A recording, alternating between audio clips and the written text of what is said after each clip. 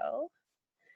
All right, so welcome to everybody that's joining us and ending your Take Back the Week here at SDSU with us. We're so happy that you could be here. So my name is Dr. Mary Joyce Hwan. I'm a licensed psychologist at Counseling and Psychological Services. I'm here with interim coordinator of the Women's Resource Center, Lori. She is our co-host for today. We're so happy, like I said, that you're joining us to close out the week and have some conversation, hopefully learn some new pieces about, or maybe even take confidence in what you already do in terms of supporting survivors of sexual violence. So why don't we go ahead and get started? And I wanted to cover a couple notes for today. As I mentioned at the beginning of all this session is being recorded. So it is just recording the presentation portion. We want to make sure that this presentation is available to folks who can't make it. So we are, of course, recording it. And at the end, we will have time for questions and comments and discussion. At that point, we'll go ahead and stop the recording. So you can take solace in that. You won't be recorded at that time.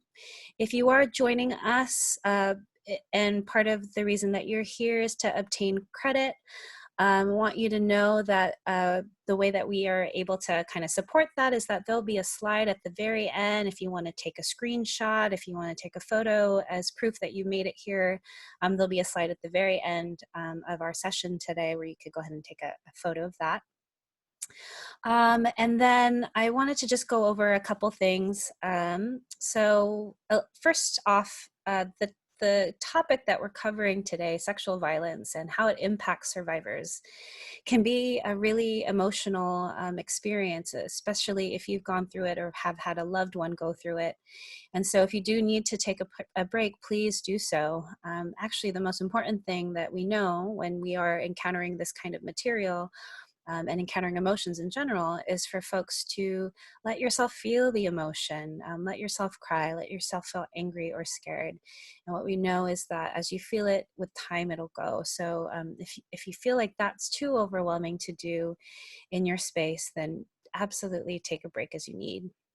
Today, we are talking about survivors of sexual violence. So I will be using the phrases sexual violence. I may alternate with sexual assault, relationship violence, rape. All of those are different terms.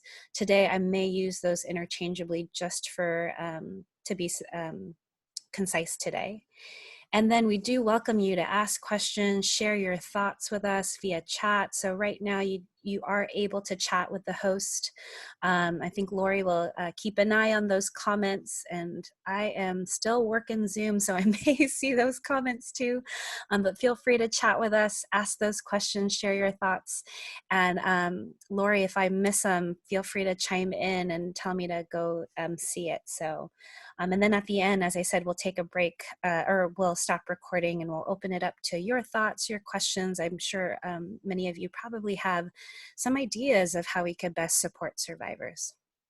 Okay, so to keep us going, I thought I'd first give you a little bit of background about myself as far as what influences how I think about approaching supporting survivors. So as I mentioned, I'm a licensed psychologist at Counseling and Psychological Services, and along with my colleagues, we do offer short-term individual therapy for survivors of sexual violence, as well as a group which I developed called RISE, which is a confidential support group for survivors of sexual violence, relationship violence, which was occurring weekly at the Women's Resource Center, is on pause with everything going on. And so if you or someone you know is interested in that space, please have them contact us at Counseling and Psych Services, because we are offering alternative resources during this time. But I do run that group as well as provide individual therapy. And then prior to my time at SDSU, I trained for the most part in our VA systems, where my specialty was sexual trauma. And that includes childhood sexual trauma, military sexual trauma, for our folks who served in the military. And in my time at the VA, I not only saw clients and provided what we call evidence-based practices for treating post-traumatic stress disorder secondary to sexual trauma, but also did research on identity variables that affect the way that one copes with trauma. So this area is really near and dear to my heart. And I've had the privilege of getting to work with survivors for many years now. And my hope today is to pass along some of what I've learned, some get you thinking about, again, how we can be supportive to survivors, and particularly our fellow community members at SDSU. And I don't think that there's really one right way to support survivors, but I do think that there are a couple elements that are really important in terms of creating that safe space for survivors. So that's what we'll go through today. The first part being, how do we normalize survivors' experiences of healing?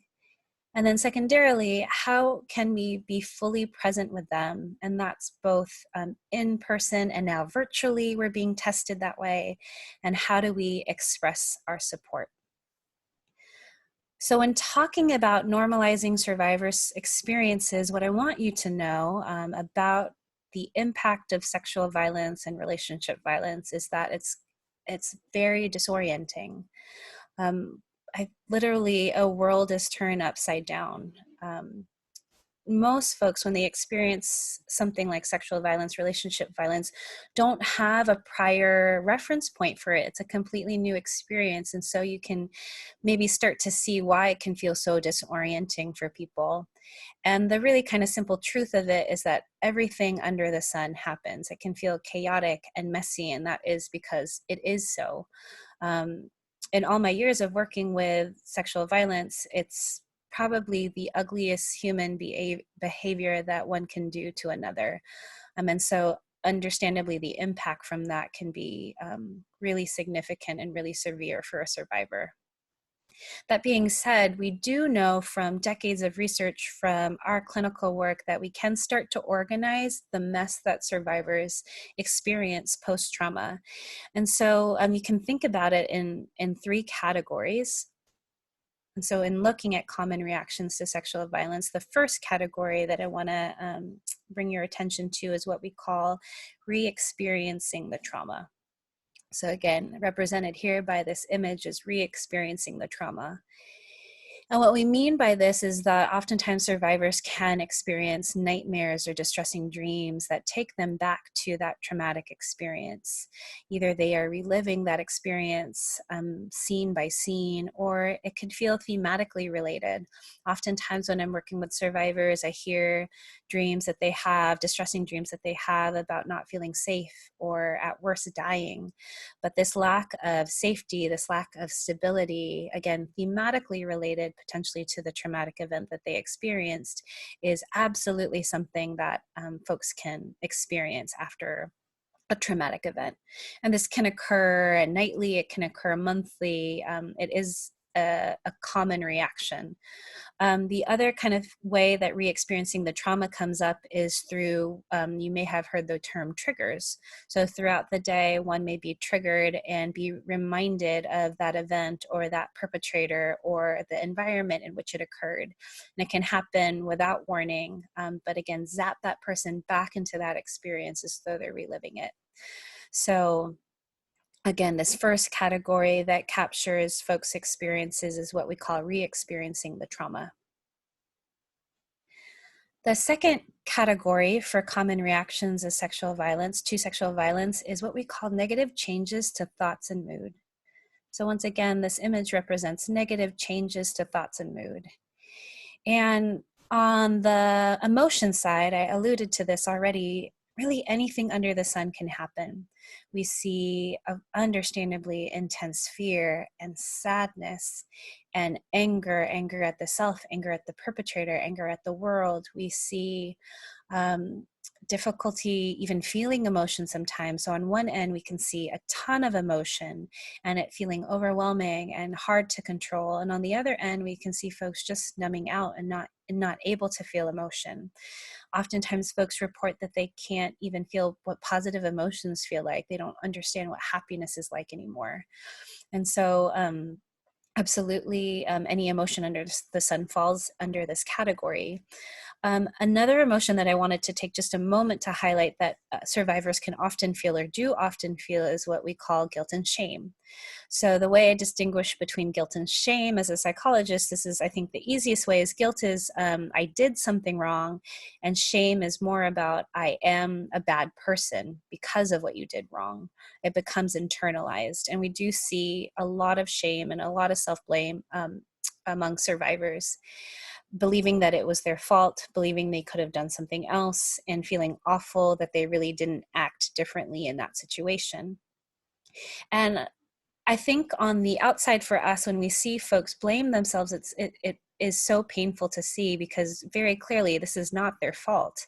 It is not a survivor's fault that something like this happened to them. And I also understand what we call the function of this. So if you think about it, as humans, we really like things to be predictable. I think we're honestly coming face to face with that in our current pandemic. There's a lot of uncertainty. There's a lot of lack of predictability. And so if you can connect with that, then you can connect a little bit with what survivors go through after going through a traumatic event. There is so much uncertainty. They don't want that thing to happen again. And so I think when one engages in blame and just says, well, if I don't go to that event again, or if I don't wear this, or if I don't drink again, or if I fight back next time, it offers a sense of predictability for the future. It offers falsely a sense of certainty for the future.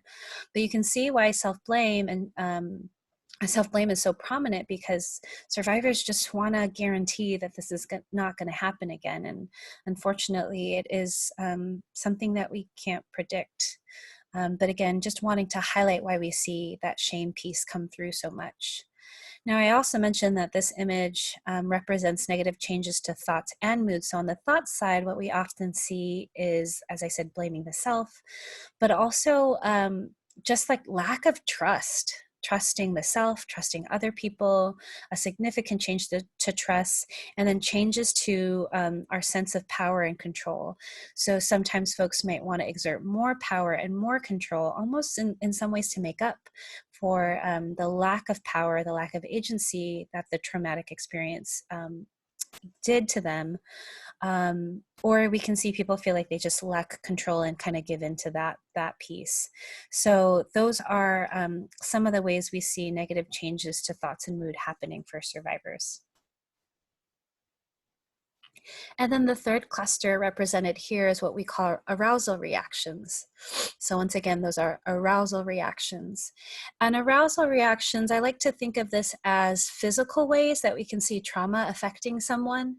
So these include increased anger and irritability. We often can see anger and irritability in people.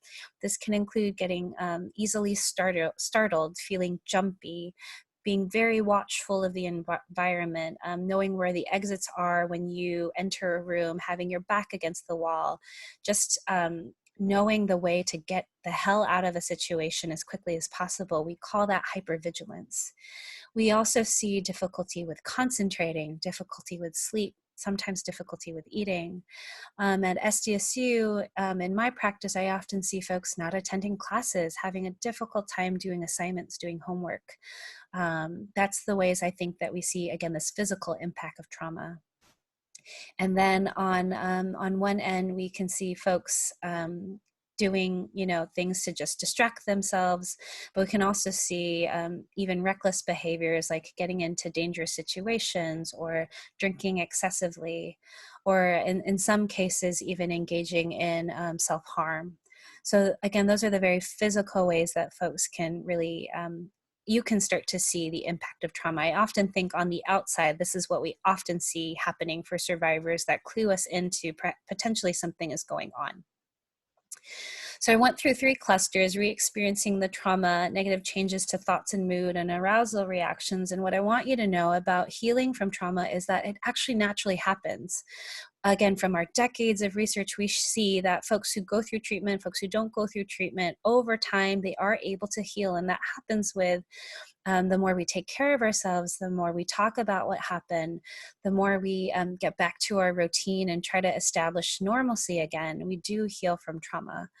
But what can complicate it is actually the 4th cluster of reactions, and that's represented here by this image, and it's avoidance. So once again, avoidance is the 4th cluster, and avoidance is represented as simple as just pretending it didn't happen. Just, if the thought comes up, just ignoring it. It could be as subtle as that. It could be as extreme as I mentioned, engaging in reckless behaviors like excessive drinking or cutting to just numb out and not think about what's happened. And it's tricky because avoidance, as we know, actually can stall healing, and yet it's something that survivors do. It's almost an inevitable part, and you can understand that on some level. Like, who would want to think about this happening to me? I wanted to share with you a clip that kind of articulates why survivors engage in avoidance. And it's a clip from Chanel Miller, who recently identified herself as a woman who was raped by this student at Stanford, and was so eloquent in her pain when she wrote this letter that she read to him in court. And so in the statement, she really highlights avoidance and why one might engage in it. And so I wanted to share a clip of that with you right now.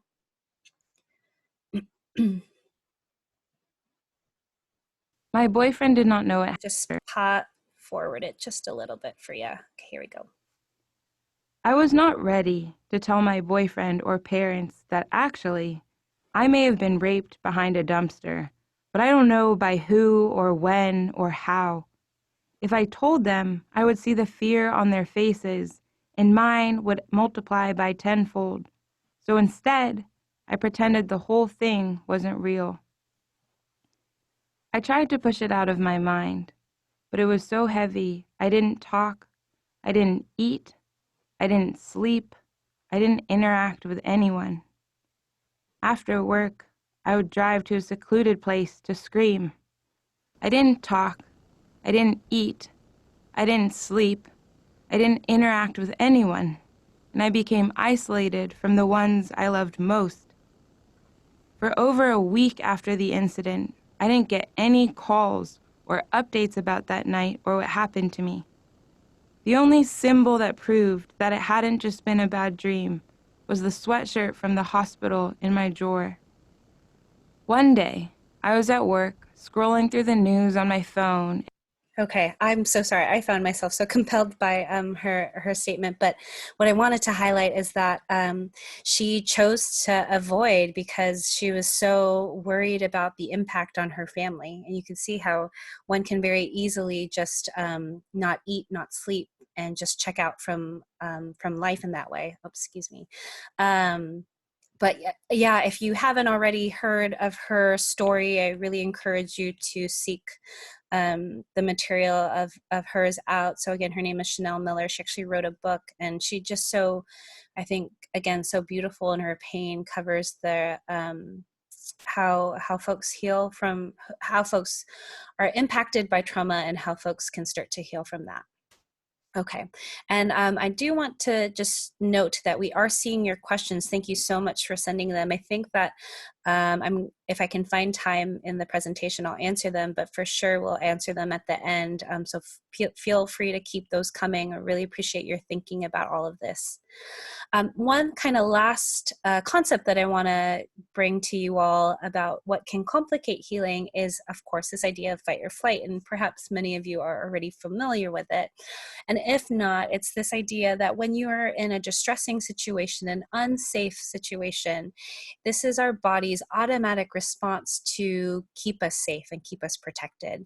Now, what's important about fight or flight, and actually the proper order of operations here is flight or fight. We try to get out of a situation, and if we can't, we stay and fight. What's important to know about this concept is that it is not a conscious decision.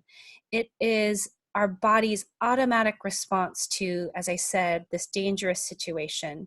And what happens is the amygdala, which is the emotional processing center of our brain, alerts the hypothalamus, which then alerts the rest of the body, hey, we are in danger, we need to do something about it. And either we need to try to get out, or if we can't, we're going to fight back. And so during this process, in a split second, the blood drains from the center of the body to the extremities in preparation to run or get out of there or to fight back. Other processes slow down, digestion slows down, and our pupils dilate, our cortisol is pumping. Everything, all resources in the body are diverted to either getting the heck out of there or fighting back. And what we actually know from trauma research is that there's a third response called freeze.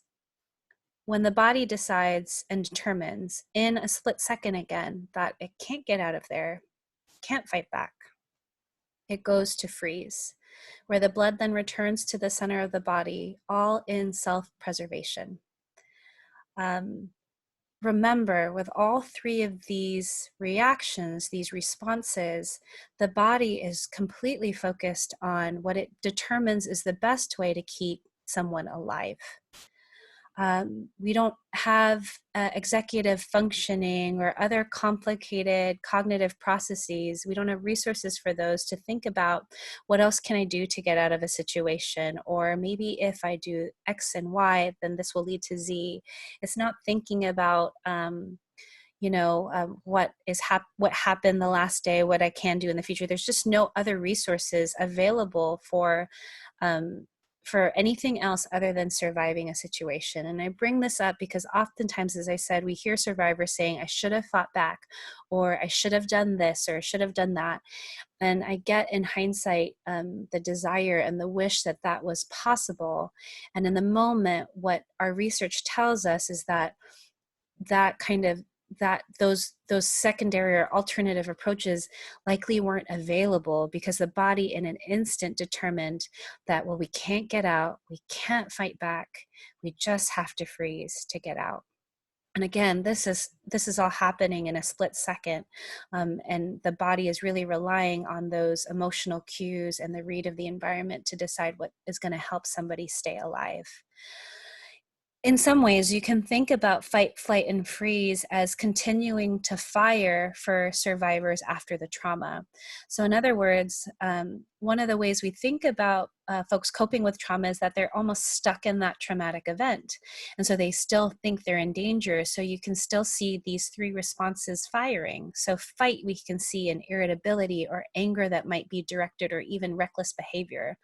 Flight, we might see in just not wanting to talk, wanting to avoid, and freeze can be numbing, and even the more extreme cases of avoidance. So you can see how all those clusters of reactions that we talked about can be interpreted as some version of fight, flight, and freeze.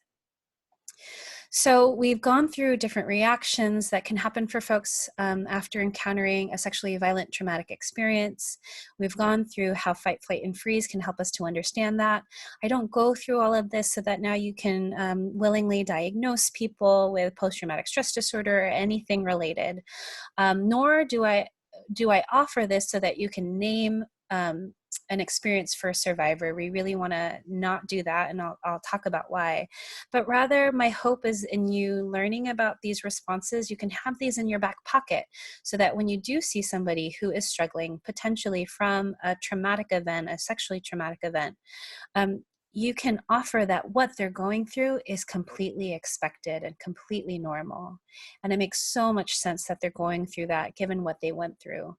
And I see you not making it to class. I see you having trouble sleeping, and that makes a lot of sense. So it really, I think, enhances our ability to see what survivors go through. Okay, so we've gone through how we might start to think about normalizing survivors' experiences. I want to now talk about how can we be fully present with survivors. And that's not just, being there in person or even virtually, as we'll talk about in a little bit, but how can you just show it with every part of your being? So as far as being present, the first kind of comment I want to make in our very unique situation here is I can't emphasize enough how important it is for all of us to just check in with one another, whether you are somebody or know someone who's gone through a traumatic experience or even not. Checking in and being available as you are willing to be, as you have the resources to be, is so important. And checking in, particularly with a survivor, could be, hey, sending a text, doing a FaceTime call, calling, just to say, hey, how are you doing?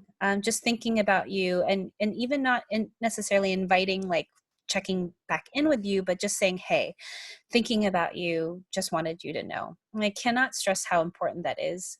What we're all learning on the psychology side during this pandemic is how important it is for all of us to just communicate as much as possible. And in particular through like video formats, Zoom or FaceTime or Skype or whatever you use, but scheduling as many kind of video, as close to in-person contact as you can. And it's going to be so important for survivors as well. So just encouraging you all to just check in with friends, check in with folks who may be struggling with healing from trauma. Just check in. And in doing so, I think that just lets people know that someone's thinking of them, and helps them to feel not so alone. I think also it's so important for folks who maybe have returned to homes that aren't safe. So maybe school and being at SDSU was a safer environment, and now having to shelter in place and home with folks who maybe were related to the traumatic event. I think it is so important for us to check in. I saw this beautiful message on social media of someone who said, text me about baking a cake and I'll know that means I need to check in with you. Or if you tell me about your favorite cake, yellow cake, I'll know that I need to call, emergency services to help you out. So I just encourage you to think of some ways of how we can be there for one another virtually. But at minimum, it really starts with just giving space to one another by checking in. When it comes to providing support, in particular for survivors, I think all the elements we'll talk about are so important with everyone, and in particular survivors. The first one I want to really highlight is making sure we ensure safety. And let me take a step back and just give you something to kind of think about when you are, again, sitting with a survivor, whether that's virtually or over the phone, and maybe hopefully someday in person. When you are with a survivor, what I want you to think about is, how do I create an experience that's completely opposite to what they went through? And so opposite in that it gives them a sense of agency that was robbed from them during the event. It shows them that they are safe. It shows them that they are worthy. It shows them that, they get to choose what's going to happen to them. They get to decide their future. So I really want you to think about, how do you encompass that feeling when you're thinking about being present with a survivor. So as I mentioned, safety is so important. So some of the things you might think about in terms of creating safety is making sure that you're having a private interaction. So if you're on FaceTime, making sure that you are both in a private space, and that it, as much as you can keep confidential, offer that. Now, there is a little bit of a complication for SDSU employees. If you happen to be speaking with a survivor in the context of being an SDSU employee, we do have a duty to report any disclosures of sexual violence to Title IX, and that's only because we want to make sure survivors get connected to the resources that are available specifically to them. So if you do have questions about that, feel free to ask more when we have time for questions and answers. But that's just one kind of caveat that I want to bring up. Besides that, if you are interacting with a survivor and they really want to speak to somebody who's completely confidential, in terms of university resources, we've got the Sexual Violence Victim Advocate, who is available to meet with folks virtually. And then as well as our staff at Counseling and Psychological Services, we are seeing students virtually as well. And so we can offer that confidential space.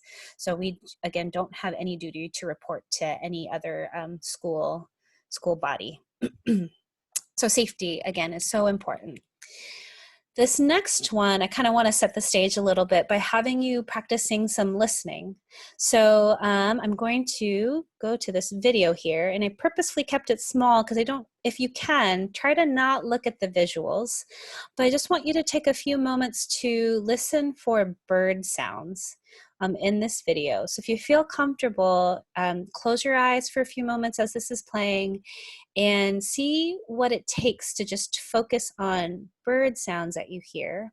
And then I'll explain a little bit more after.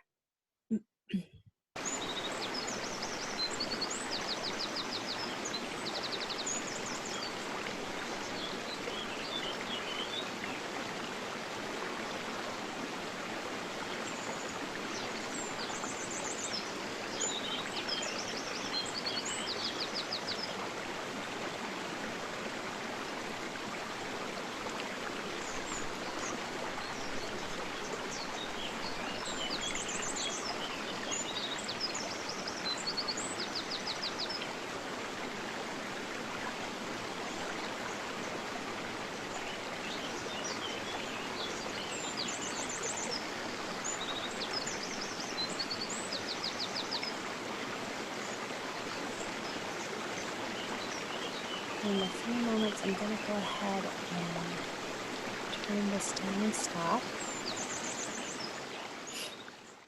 So if you haven't already, go ahead and open your eyes back up, allowing yourself to get fully alert and back to our conversation today, our discussion today. And I would love to, at the end, hear about thoughts about that, because as you might have noticed, there are birds chirping, but there's also water flowing and other sounds from nature happening. And I'm curious to hear your thoughts of maybe what it took to just focus on the bird sounds.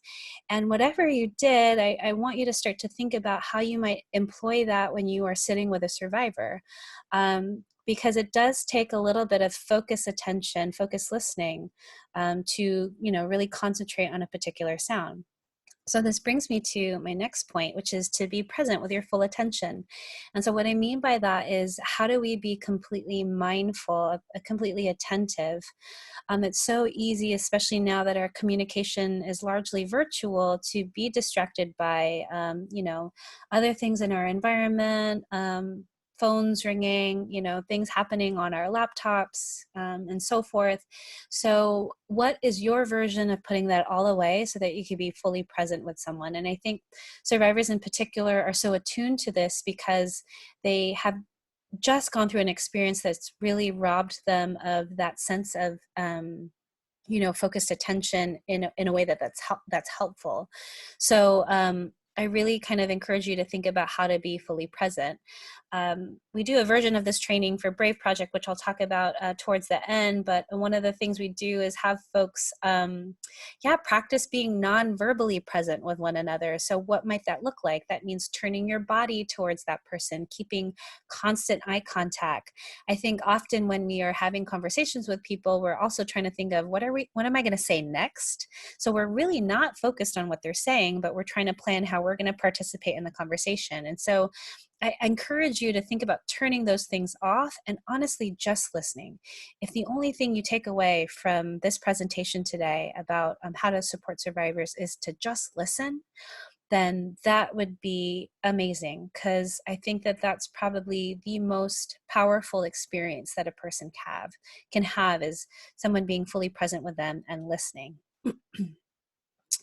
Of course, what is also important is believing. So we're not in a position to, we're not interrogators, we're not investigators. We don't need to know all the details. I think what's important about supporting survivors is just being present to where they're at right now, and to know that, what they're going through, that you believe them. People don't make this up. People don't want to have to go through this kind of suffering if it's not, if it's false, if it's not authentic. It's really hard for me to believe that folks would falsely create this sense of suffering. And the research shows that folks, there's very, very few folks that um, you know are truthful about their experience. So please kind of go on the side of believing, yes, this kind of suffering is, again, really hard to fabricate. And I don't think anybody would want to. Most folks would want it to stop if they could. So, one thing that you can do to support that process is to just believe. This kind of goes along with believing, but listening without judgment. Again, we're not here to kind of poke holes in stories. We're not here to question how something else could have been done. Could you have done this or that? We are just listening. We are being present, and we are giving space to somebody to share their story, share what they're going through. And then this last one hopefully takes us to what we talked about in the beginning, is how important it is to normalize and validate. And I wanted to share this image that I think illustrates validation so nicely. And it's this idea that, oh, I see a 6. Well, what do you see? Well, I see a 9. How could you think that this was a 9? It's very clearly has a round O at the bottom, a tail at the top. And the other person might be like, well, nope, that's not it at all. There's a round portion at the top, a tail at the bottom. Oh, but from where you're standing, I can see how you see that this is a 6. And so that's what validation is. You don't have to agree with what someone is going through. You don't have to completely understand what they're going through. But if we were to step into their shoes, we can see how what they're going through makes sense for them. You can see how this looks like a 6 from where this person is standing. And to give you some language to think about validation, I often go to this: given what you went through, it makes sense that you were feeling X, Y, Z. We want to give context to emotions. We want folks to understand that what they're experiencing, of course, makes so much sense with the traumatic experience, the violence that you went through. And so that's what validation is. Last few comments about supporting survivors. We want to respect their decisions. As I mentioned, advocacy is so important. Um, and them being their own advocates, they weren't given a sense of agency during the traumatic event, so we want to respect their decisions. So if they say they don't want to do anything about it, then they don't want to do anything about it, and we want to give them that space. If they are wondering how we can, I guess I'll just say, it's okay to ask how you can support as well. So I know that, we're trying to be careful about how we are interacting, and trying to be mindful of how we are in these interactions, but don't hesitate to ask how you can support. And that, I think, in turn gives that sense of agency to a survivor to tell you what it is that they're needing.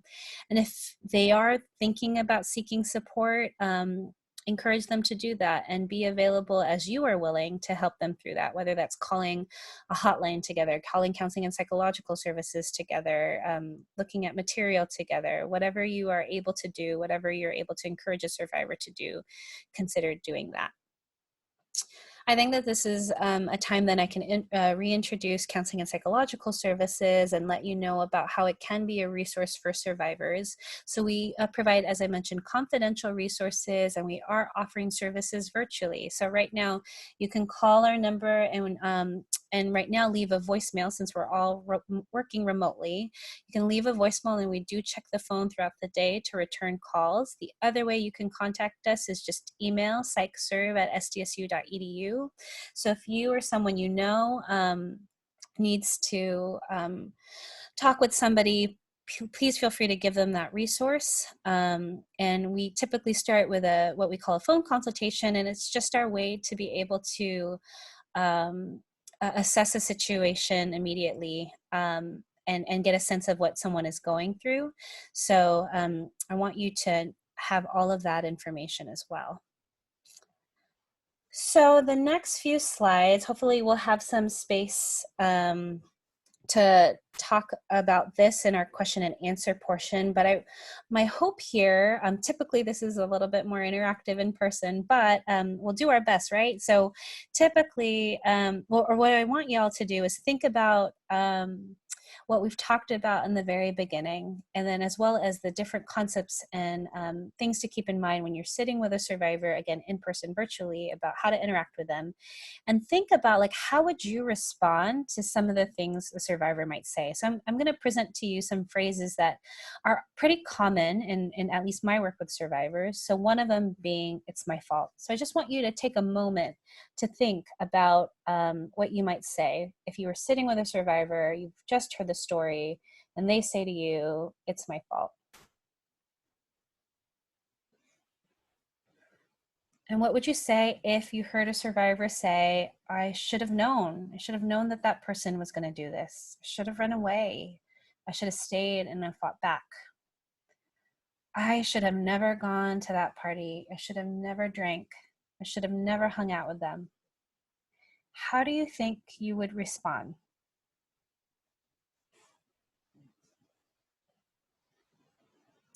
And what if you heard, I'm a terrible person? This happened to me and I'm a terrible person. I'm an awful person. I deserved this. What do you think you would say? Again, I want to make sure we have time to get to that. I would really love to hear your responses. I'm happy to share some things to think about too. A last concept that I think is really important too, that I want to make sure to cover, is that it is so important to find some space for yourself, because having a loved one or someone you know, or even yourself, and going through like the healing process, being present with that can be really hard and really difficult, and it can bring up a lot of emotions. And so it is so important, number one, to honestly just let yourself feel the emotions, because those are normal, and with time they go away. That's the best thing we can do with emotions, is we can express them. It's also so important to find support and talk with that network that you have. So is it friends, a supervisor, a mentor? Just allow yourself to connect with others and get that support. And then if there's ways that we can help you in thinking about how to support survivors, please feel free to reach out to us. It's a conversation we often have with folks about what can you do and how do you manage the emotions that come up for you as you're going through this process. And then I wanted to wrap up with a couple more opportunities if you are wanting to, strengthen and broaden the way that you think about supporting survivors. There is a wonderful program called the Brave Project that the Women's Resource Center runs. And while it's not offered virtually, I just want to make sure you know the name so you could look out for it. Hopefully when we all come back, to our pre-pandemic lives, but it's a wonderful way. So I do a version of this presentation there, but you also learn so much about cultural factors that can affect survivors. You learn about institutional and political kind of pieces, and I think it just gives such a comprehensive view of how we can support survivors, how we think about sexual violence, and more importantly, how can we create a community at SDSU that is really supportive and advocates for survivors. And then we also have a program at SDSU that is called Let's Talk. The website, I think, is letstalk.sdsu.edu, or Title IX, that's titleix.sdsu.edu. There's a number of different resources in terms of what's available at the university to support survivors. And then if you do want some other resources for survivors, I've included here RAIN, which is this national organization to help folks who've gone through rape and assaults and incest, as well as the National Domestic Violence Hotline, again, for those folks that maybe have to shelter in place with people who are unsafe. And so if they need that resource out or that support out, I absolutely want you to consider these resources. Okay, I think this gets us to some questions and answers. At this time, I'm going to go ahead and stop recording, so hopefully all of you will see that. So thank you so much for letting us record.